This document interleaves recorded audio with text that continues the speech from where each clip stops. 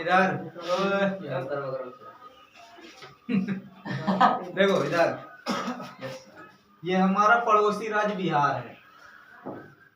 बताया जाता है बिहार की जितनी तारीफ की जाए उतनी कम है।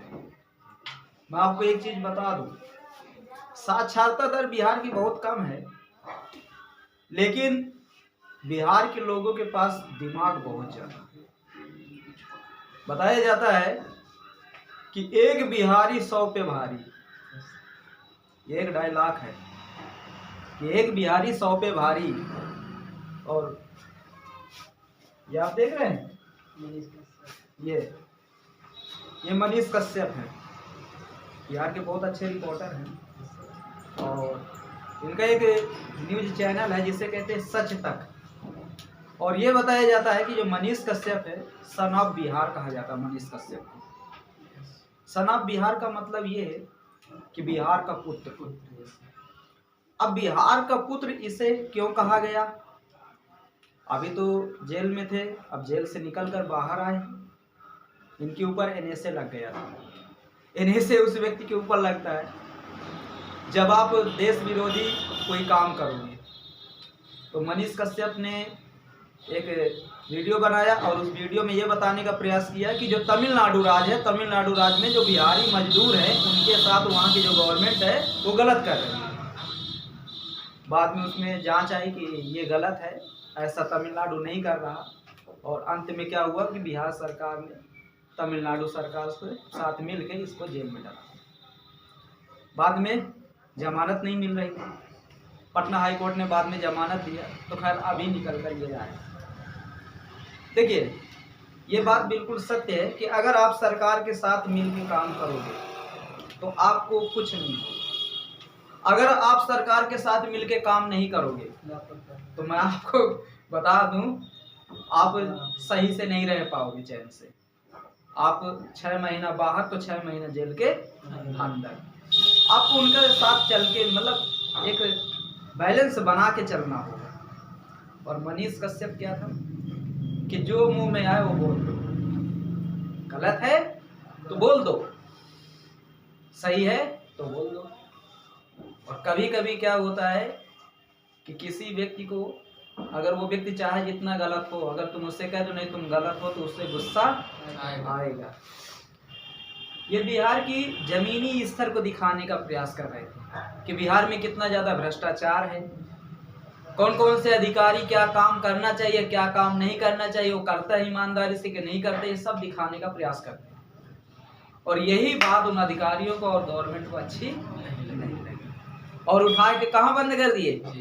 जेल में। बात समझ में आई? तो आप लोग हमेशा याद रखना, कहीं काम करना आप बैलेंस बना के काम करना। किसी की बड़ाई उसके सामने करो, वो चाहे जितना बुरा हो उसे अच्छा लगेगा। अब बुराई थोड़ी सी कर दियो और बुरा है तो उसे बुरा लग जाएगा। बात समझ में? अब देखो बिहार की जनता इसके साथ क्या कर रही है।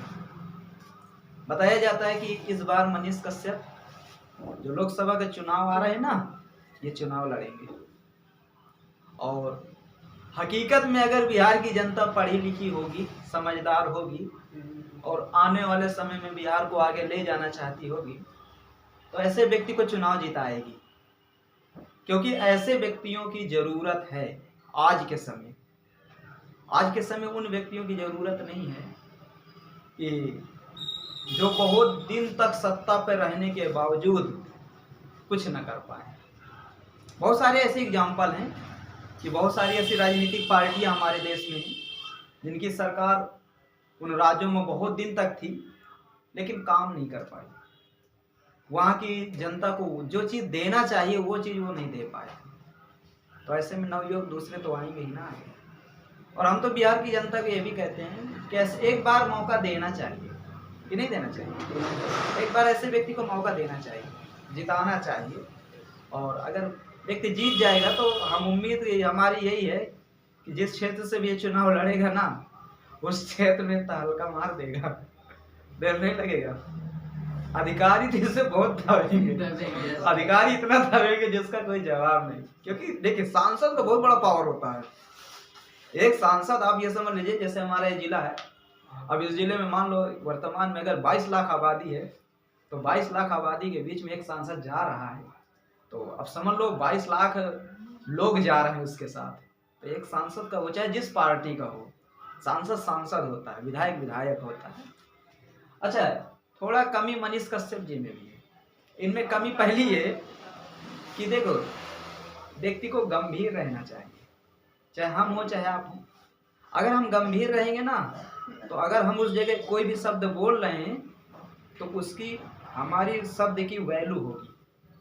अगर हम गंभीर नहीं हैं और उस जगह हम जाके बड़बड़ाने लगे, तो हम चाहे जितना अच्छा बोले, हमारे शब्द की वैल्यू नहीं होगी। तो कुछ गलतियां इनकी ये होती थी, जैसे मान लो अब मीटिंग अंदर बैठी है, अब डायरेक्ट जाके आप अधिकारी से ऊंची आवाज में बात करना थोड़ा अशोभित लगता है। तो मनीष कश्यप जी से यही कह रहे हैं कि तुम बस इतना कंट्रोल कर लो कि थोड़ा आवाज अपना स्लो कर लो, और जो भी कहना है बहुत शांति ढंग से कहो, जनता के सामने अधिकारियों से कहो, उनको वो फील करा के कहो कि वो एक बार तुम्हारा काम करने के लिए मजबूर हो जाए। तो फिर देखो ये तुरंत गर्म हो जाते हैं। गर्म नहीं होना चाहिए, व्यक्ति को तुरंत नहीं होना चाहिए, थोड़ा नरम।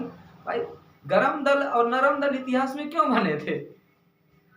ये गरम, बिल्कुल गरम दल का नेता है बंदा, आर या तो पार। तो ऐसे में थोड़ा लोगों के अंदर भी, ऐसा नहीं है कि लोग दूसरे को नहीं चाहते, दूसरे को भी लोग चाहते हैं, लेकिन लोगों के दिल में जगह तभी बन पाएगी जब हम थोड़ा झुकने के लिए तैयार होंगे। ये नहीं कि हमेशा हम खड़े ही रहें। ठीक है, खड़ा कौन रहता है? वो अकड़ा कौन रहता है? मुर्दा है ना, इंसान थोड़ा अकड़ा रहता है। तो मनीष कश्यप तो अगर थोड़ा झुक जाएगा ना जनता के सामने, अधिकारियों के सामने, मतलब वो नहीं झुकना, उसकी कमियां बताए, लेकिन क्या है कि थोड़ा नम्रता के साथ। अब फिर देखो, हर व्यक्ति ऊंची आवाज को पसंद नहीं करता, चाहे वो जितना गलत क्यों हो। अभी आप हो, आप बहुत बड़ी गलती कर दो, मैं आपको पीटने लगूं, मारने लगूं, आप गुस्सा करोगे। यही आपको मैं प्यार से बुलाऊं, पेट में हाथ थपथाऊं और कहूं बेटा ये काम ऐसे नहीं, ऐसे करना चाहिए, मैं वादा करता हूं आप दोबारा वो काम को गलत नहीं करोगे, है ना? तो ये व्यक्ति को ऐसे करना चाहिए। बताओ, देखो हथकड़ी तक पहना दो, देख रहा है? पूरा लाइफ इसकी चौपट कर दी। 9 महीना जेल बहुत होता है। ठीक है, तो आप लोग कुछ करियो कि ना करियो, कुछ तो करो यार देश के लिए, है ना?